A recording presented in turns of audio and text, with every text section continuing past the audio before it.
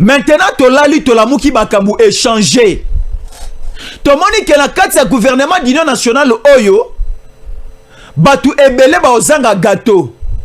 Mais pona bango mboka oyo, bakoki kolamba te sans que bango batiela bango te. Et aussi ceux qui tolambi na mboko to tcheli bango. So to tcheli bango 4 morceaux te, 5 morceaux te, non erosi mbappé te. Il faut moi 6 morceaux, moi 7 morceaux. Ceux qui veulent pesi bango morceaux moko ne to lera na libota so ibilo eza muke, bango ko simba te. Il faut ba pesa bango nyonso ba musu bazanga. Je parle du dossier Vital Kamerhe, c'est une révélation. Et ça, on a coûté nango et circulé ma casse na ba réseaux sociaux et ça li transféré à de nombreuses fois. Transféré de nombreuses fois. Yango kabese na sepeli na tanga. Kabese filaluse na tanga et lokoyo. Il faut bato batala yango makasi. Et loko faut bato batala yango makasi parce que na côté en profondeur KBC, vous allez comprendre avec bandeko belé bazar Rolanda biso collé d'abord le numéro de Jésus en collé parce que j'ai une communication au sala bandeko il faut ba contacter biso na numéro ana. Donc écrivez-nous sur WhatsApp ou bien contactez-nous par appel normal na numéro oboza on a plus 243 81 57 20 388 plus 243 81 57 20 388. Alors KBC va prendre cette photo, juste cette photo, la première partie de la photo, hein? Vous voyez la photo KBC Rozoyango comme ça. Dans la révélation, à Kotimbalama, on a première thématique avec KBC, la thématique liée au dossier Vital Kamerhe. Au dossier Vital Kamerhe, parce que ici je parle directement du gouvernement et de la FC 23. Alors je peux aller selon les affirmations de KBC. Alors lisons ensemble. Selon les informations, voilà, selon les informations qui sont à notre possession, selon les informations qui sont à notre possession, il faut to landa eloko na bokebi makasi na ebisaka bisoa mboka oyo eza ya bayi kongomani nyonso ya bankongo ya bangala ya baluba ya baswahili bakongo baluba bangala baswahili nde Congo o mboka na bango. Les 4 points cardinaux ezali ko symboliser l'image de Katumbi, de Kabila, de Fayulu te.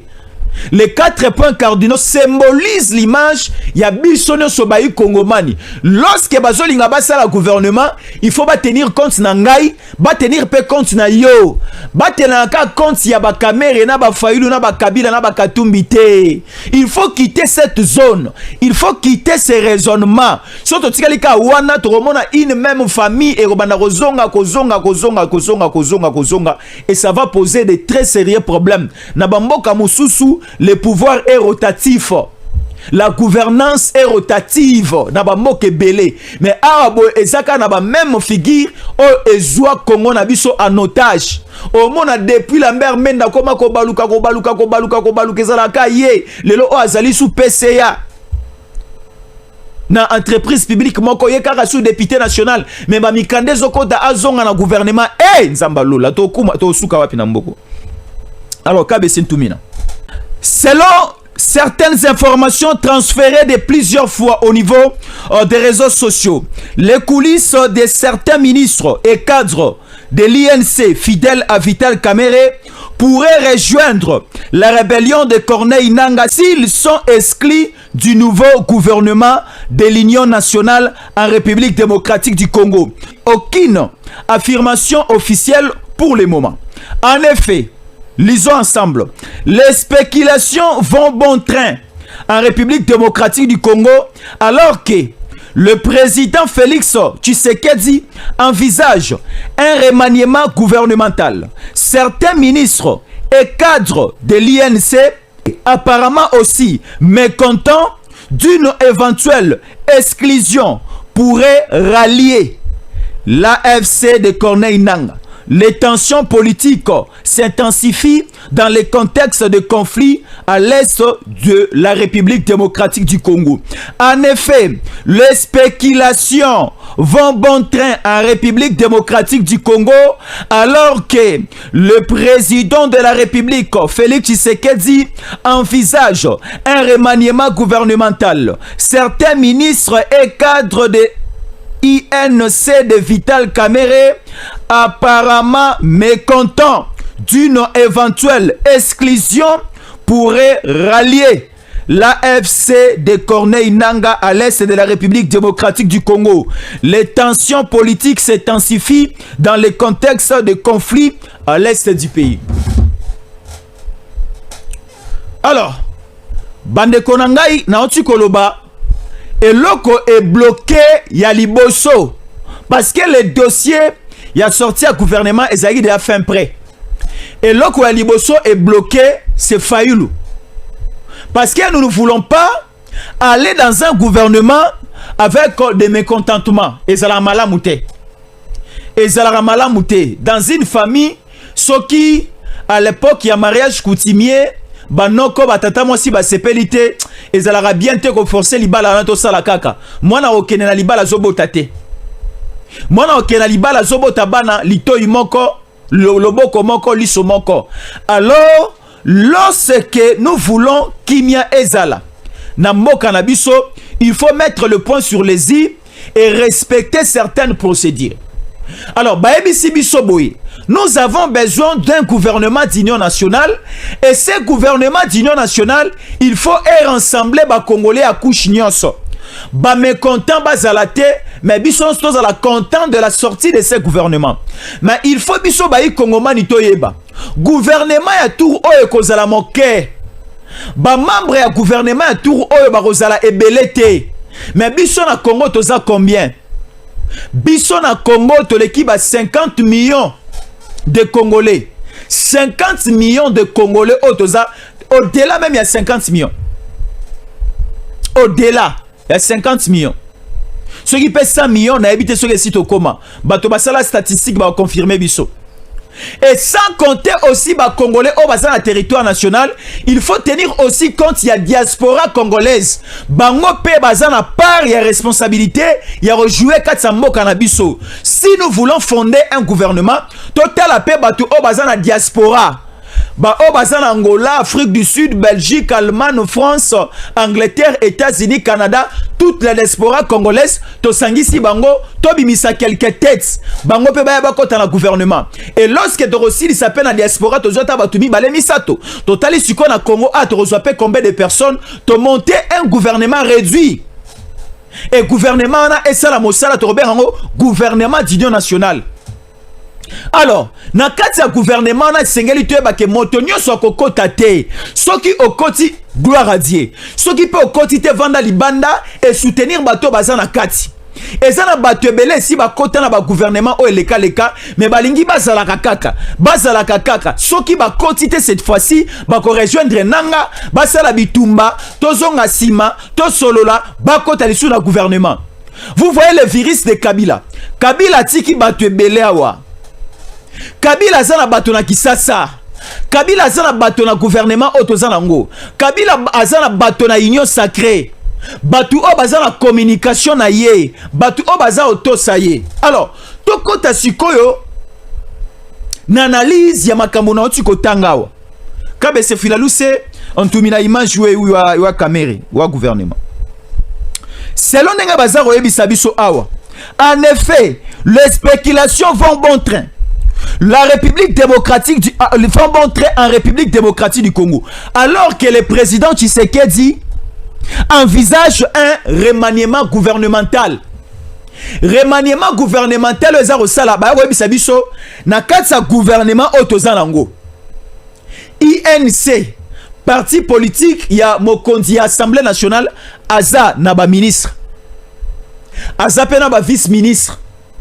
Azapena ba cadre ba au cadre à niveau parti politique naïe. Selon la lecture et la compréhension de ces textes, ba ko yebisa biso soki bazui par na bango te na gouvernement oyo, balobi ba ko silika, ba ko rejoindre selon les documents bako rejoindre AFC M23 siko na tuni bongo siko ngai pe Jésus Yankole ceux qui na zuité na salanini JC Mala soko zuito salanini KBC soko zuita salanini Stéphane Balamwange depuis Lubumbashi soko zuité asala nini siko biso nyonso ka to telema soki ngai pe na bimi bon ça va d'accord basa la biso gouvernement il y a 100 millions de ministres na ministre oro bana occupé ba sachet na ministre oro bana occupé ba micro ministre oro bana occupé ba caméra ministre oro bana occupé mai bitabe malala pondu donc c'est-à-dire nyonso otomonaka na Congo il faut to ça lango ministre na yango ministre occupé mabaya ministre a occupé Mai, ministre a occupé Bitabe, ministre a occupé Ndunda, ministre a occupé Pondu Manioko, ministre a occupé Masangu, ministre a occupé Bakaye, Babik. Donc ça dit pour na mutunyo so azwa poste ministériel, le ko la bato balingi to tchakara 100 000 ministères. Congolais ne sont azwa pour ba CP là-bas qui est rébellion té parce que bango balobi que ba ko rejoindre rébellion et comme il d'autres na bango lorsque on disait ici ce n'est pas même nous bango moko na est nanga lobaki na to komi Kinshasa te mais si to na Kinshasa lo lendo ya bato union sacrée eza lo lendo ya hypocrisie bazalaka na bango na biso donc ça dit à ce niveau nous commençons à comprendre que nanga non simplement au niveau de l'union sacrée à Kinshasa mais également au niveau de l'opposition politique à Kinshasa, Nanga bazalaki na batu. Lorsque nous parlons de Nanga, Nanga c'est l'incarnation de Kabila. Oh boza omone zanga ite zanzamba lola. Nzambe tomona ka ete. Nzambe zande biso ba oyaye. Balobi KBC est créé à l'image de Dieu. Nous sommes créés à l'image de Dieu. Soko moni ndeko na yo omoni Nzambe. Soko ligara Nzambe linga pende kona yo. Ozomona donc Nanga est l'incarnation et l'image de Kabila. Lorsque Nanga lobi ke azana bazana batu na bango na union sacrée, batu na bango bango yo. Bazana batu na bango na opposition politique na Kinshasa, batu na bango ne ba o bazo exiger retour à Kabila na retour à Katumbi. Batu na bango mususu balobi ke soki kaka e salami ke gouvernement ebimi bazui batute bazui ba ministre te ou bien bazui ba ministre mukendenge bango ba ko zelela te bazo rejoindre na bango yango KBC est-ce que na ko sa yango balobi awaboui. En effet, les spéculations vont bon train en République démocratique du Congo alors que le président Tshisekedi envisage un remaniement gouvernemental. Certains ministres et hauts cadres de l'INC apparemment mécontents d'une éventuelle exclusion pourraient rallier l'AFC de Corneille Nanga. Les tensions politiques s'intensifient dans le contexte de conflit à l'est du pays.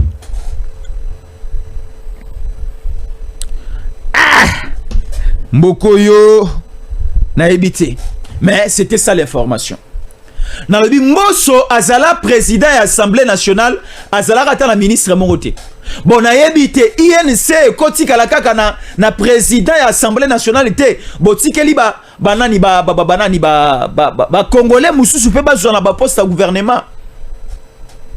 Oya akozwa Sénat, atikalaka na Sénat, atikela bandeko mususu ba membre au gouvernement. Mon ezalaka omoni pour que jalousie ezala na famille te. Ce qui mona liboso asalaka na DGDA, mona yami balé pe asalaka na DGI. Ce qui mona yami balé asalaka na DGI, mona yami sa tu pe fo avoyagera akendaka Dubaï Turquie, ayaka koteka biloko na Kisasa. Donc il faut que équilibre ezala na famille. Mwana liboso ti mwana suka moto na moto a sekarata liboso $100 a mona rata moi $200 azata la moi compte bancaire ya 1000 ya 2000 3000 $. Mais soki na famille olingi kaka yone ozala nango bande comme sou ba roluka yo ba rolia yo ba rolia out. Dans la famille il faut complémentarité zala yo ozui c'est pe la pe baninga musu bazwa. Dans la famille yo ozui oki sangwa mosala informé pe bande kona yo bazwa pe musala Comme ça, charge mobimba libote zalake pa na yote. Mais nous avons des politiciens congolais lelo, balingi Assemblée nationale, yé. Ministère à finance, yé. Tala, au moni batoyo. Soko lobi ke, bon, ça va. Soit ministère à finance, soit ministère à budget, soit ministère à économie, soit ministère à plan, soit ministère à affaires étrangères, soit ministère à portefeuille, à oboyate, soit ba ministère nyonso, à oboyate, à kokanisa tate que non, na kati ya Congo, il y a plusieurs politiciens, il y a plusieurs Congolais, ope batangi, ope bazan a besoin, ba travailler, baza pe na ba compétence wana, ya poussa mboka na bango ke de liboso. Et comme il y a ceux qui gouvernement bimi bazuyote na ke pananga. Na ke pa Kabila. Bon, bangi sabi son elorote. Boko bangi sabi son elorote. Bon, ça va. Ba Congolais balobi boy. Essayons d'abord Yakobi bisa gouvernement batu oba bimate. Tocha Kabila te, tocha Katumbi te, tocha pena batu oba za koloba ke soki toche bango te ba okende pananga. Bon, essayons d'abord. KBC.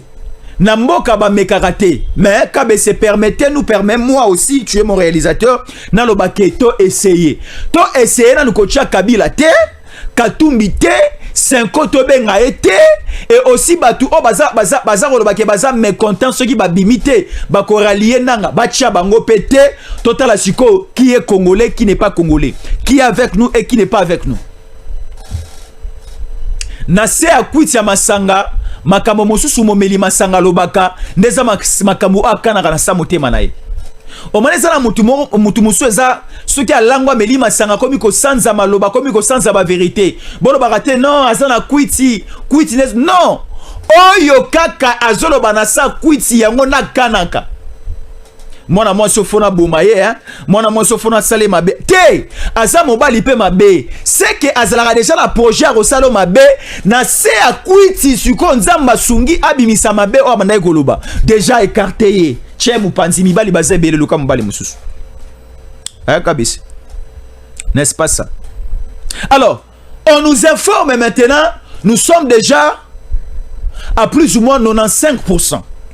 Dans les 95%, Jean-Pierre Bemba Gombo de retour à la défense KBC. Yoka. Nabandango. Est-ce que tu as des images? Tu as des photos? KBC. Ici, Jean-Pierre Bemba de retour dans le ministère de la Défense. Non, ça la révélation. Au Moni, Jean-Pierre Bemba avait une très grande mission. Et la mission à Jean-Pierre Bemba Gombo Motapesaki Yango président Tshisekedi. Pourquoi le président Tshisekedi avait choisi Jean-Pierre Bemba Gombo na mission Onaina Lobela? Parce que c'est quelqu'un Oyo, on reconnaît en lui d'abord le patriotisme. D'abord, il est congolais de père et de mère et à la fin, il a l'expérience de la zone Est. Alors, Tomoni na gouvernement Yassa Malukonde 2 Bazui Papa Jean-Pierre Bemba Gombo Excellence Bache vice-premier ministre, ministre à défense. Abandaki musala na ekitoko bota la place makambo ebebaki. Omoni eloko ebebiselaki Bemba makambo. Bemba mutu akangise na CPI eza Kabila.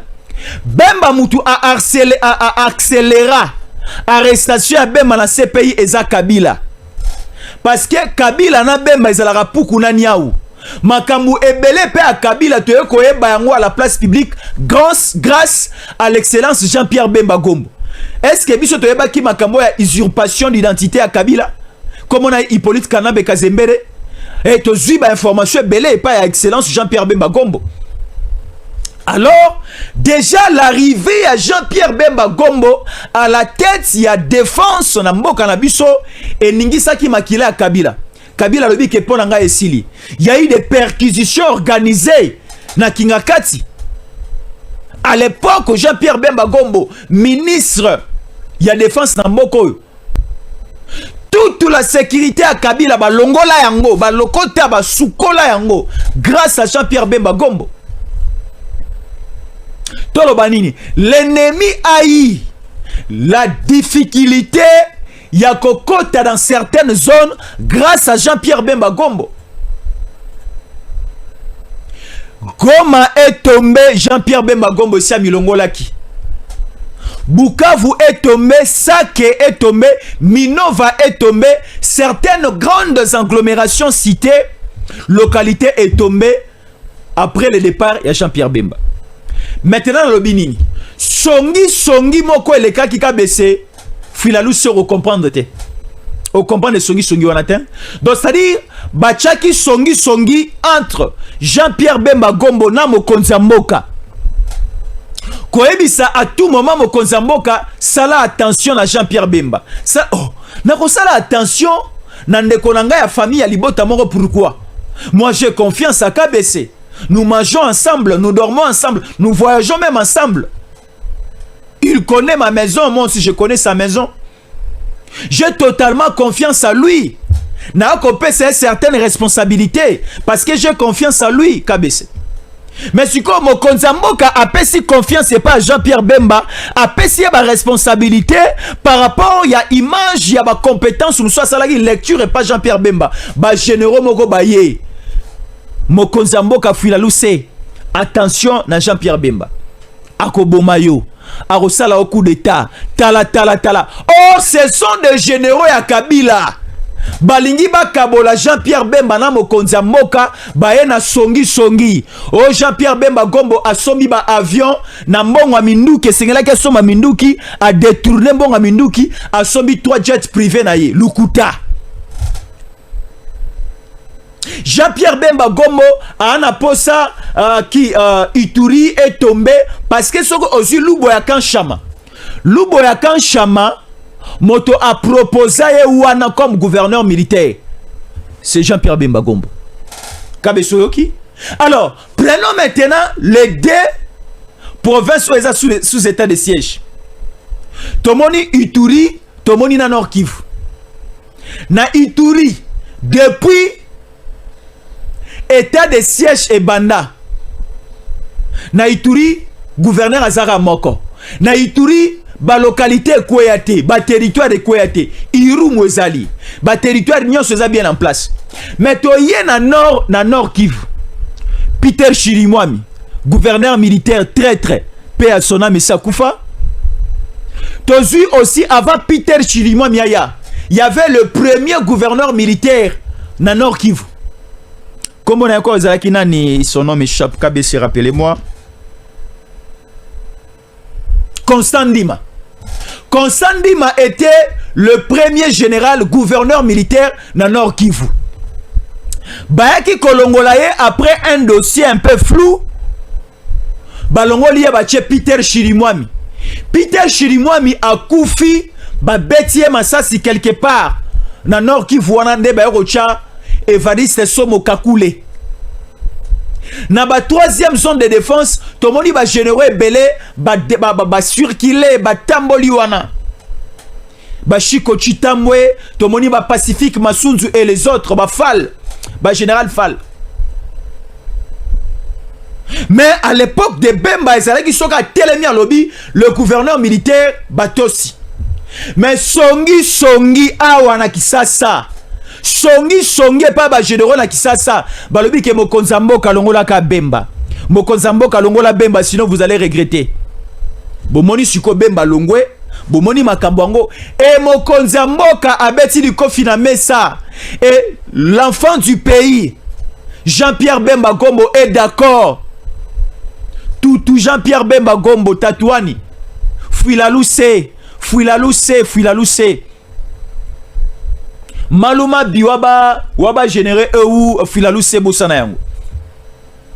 Jean-Pierre Bemba accepte de prendre nouvellement ce poste ya ministère de la Défense.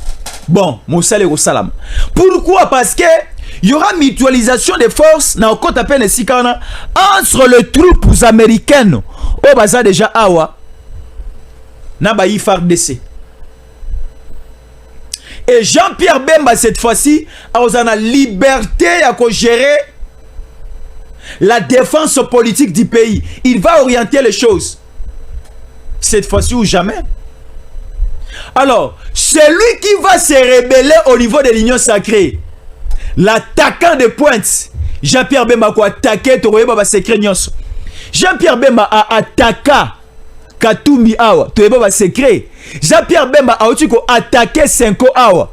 To outi ko yoka ke Senko azalaki na agenda noir. Baba mokonza mboka. Jean-Pierre Bemba atandi Haïti na Mutalaka. Est-ce que Kabeso ebi Mutalaka? Mutalaka eza Iteli. Oba itaka poisson eza Iteli. Babenga ngo na monoko na biso musu Mutalaka. Ba itelaka ngo poisson. Atanda awa Kabila na Iteli na Mutalaka et Oyo akomeka azana union sacrée. Attention, surtout les anciens membres à présidium. Attention, bako itabino na Mutalaka, ba secret na sogobima, ba communication gobima. À ce niveau-là, KBC biso sitolobi hein. KBC à ce niveau biso sitolobi fila luce.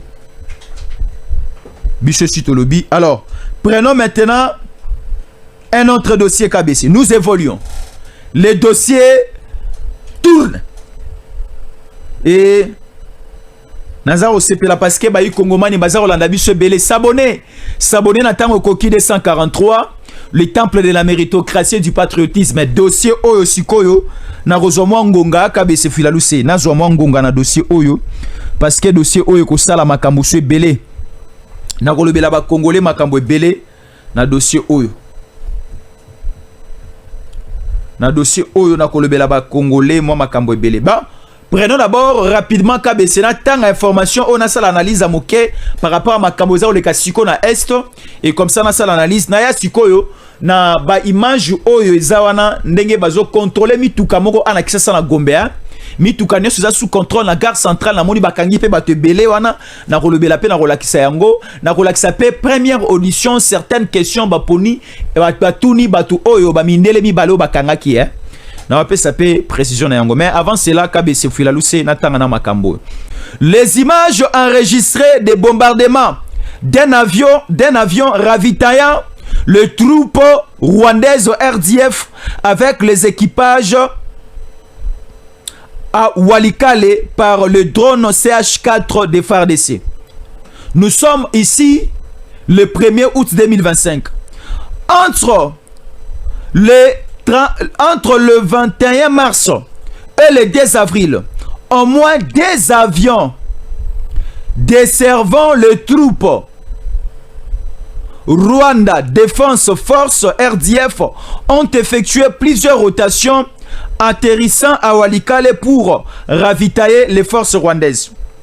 Le 27 mars, l'un de ces avions a été touché par un drone CH4 piloté par les FARDC à son atterrissage à Walikale. Les enregistrements vidéo du drone CH4 montrent qu'au moins un membre d'équipage a pu quitter l'avion avant qu'il ne soit touché, mais que 3 autres auraient été tués par l'explosion. Plusieurs sources ont indiqué que l'équipage de l'avion était d'origine française. Cependant, cette information n'a pas pu être certifiée ou vérifiée de manière indépendante par le groupe des experts des Nations Unies. Les pistes d'atterrissage a été prise pour cible par les FARDC le 25 mars dans le but de la rendre inopérante. Cependant, des bouleversements ont commencé à la réparer le lendemain et qui témoignent son importance pour les ravitaillements des RDF. Les RDF ont également activé des systèmes de brouillage et des spotifing à Walikale à partir du 22 mars. Vous voyez ces systèmes qu'on nous dit ici, les systèmes de brouillage, c'est aussi le même système au Bamindele au Batubaye Kosala. KBC na tanga on peut rapidement na kotaka KBC audition na bango na ba arrestation ya bato bakangia na tanga on rapidement Sorozana ba image ou l'axibiso. Alors nous sommes là. Irijan, arrestation de 2 Français pour espionnage à Kinshasa.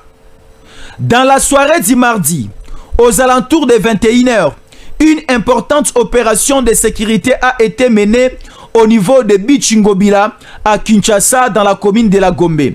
Coordonnée par le service des renseignements congolais, la marine, les forces spéciales et la police nationale, cette descente visait à localiser une valise satellitaire suspecte ainsi que plusieurs individus infiltrés.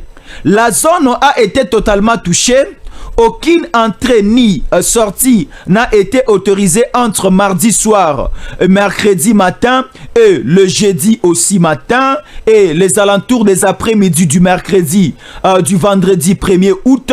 Les forces de l'ordre ont procédé à une fouille minutieuse allant de maison en maison et de parcelle en parcelle.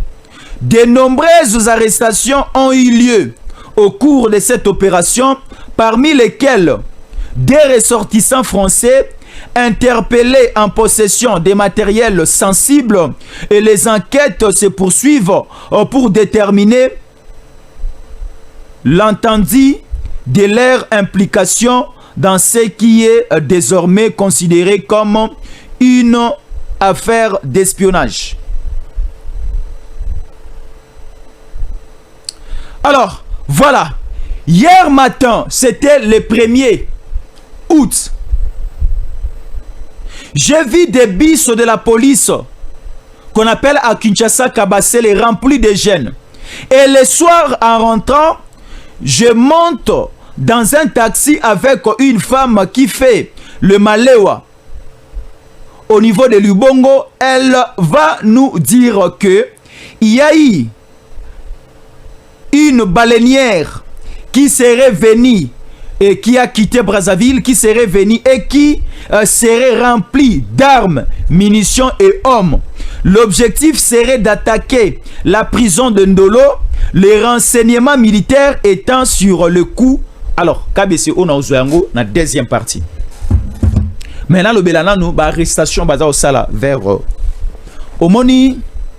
Bah service nabiso bon na lobela yango mingi parce que ce sont un peu de dossiers sensibles.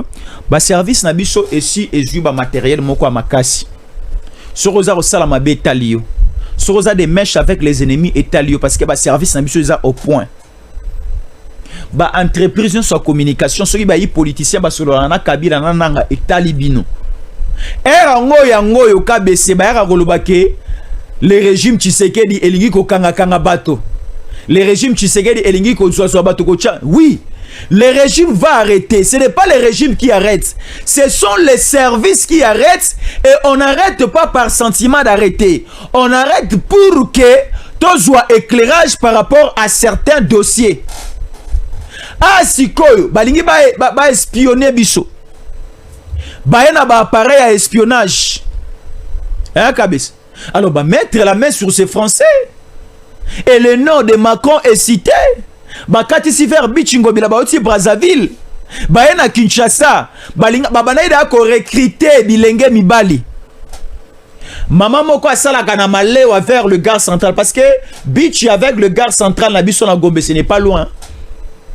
Et gare centrale na biso ba activité la sous makasité. Soko kiti de la gare centrale au mona loenge batu bazao kota batu bazao kita bazo matali kola ba mur ba kota na kati ba biso ba koma rola na bango na rail na kati ba train na ba locomotive na niki matata pona kosa biso na Kisasa na Kabila. Et vanda et comment banda kwa batu. Na kati wana sikoyo balinga ba installer base na bango ba mindele wana ba recruter pe certains Congolais ba attaquer directement le centre-ville à Gombe Sika Dozali parce que Gombe c'est la commune capitale. Gombe ezaba siège ya ba institution administration ya présidence de Gombe. Soyez bien très bien ici non loin de chez nous ici na palais de la nation administration za wana ba conseiller ba service belezana ya mona ke Christian Malanga côté la kawana mais ndaku sikoya mokonza mboka ezana mongalie makuna ndeta na aliaka kuna ape makakuna ba pa na epa ya mbakuna mais administration za anase. Alors c'est à Gombe balinga ba boucler entrer à Gombe vers poids lourd au outil Baramoto ozako ya vers BAT Kingabwa au koti barumbu oya kota Gombe ba kata déjà partir ya Pont bino so boza na chango boza likolobo kota te bakangi ba ya ko bloquer à partir à Bichingobila bato baza na ndenge ya mai ba ya pe boete ba bloquer siko côté ya mai ya Kitambo ba paralyser d'abord Gombe mode d'ordre pesami à partir à quand c'est ba beti ba côté siko aéroport Angile tas qu'on t'a mené à Salima Ramna kabis totalement confondu et nzamba salima kamona lo lenge nae.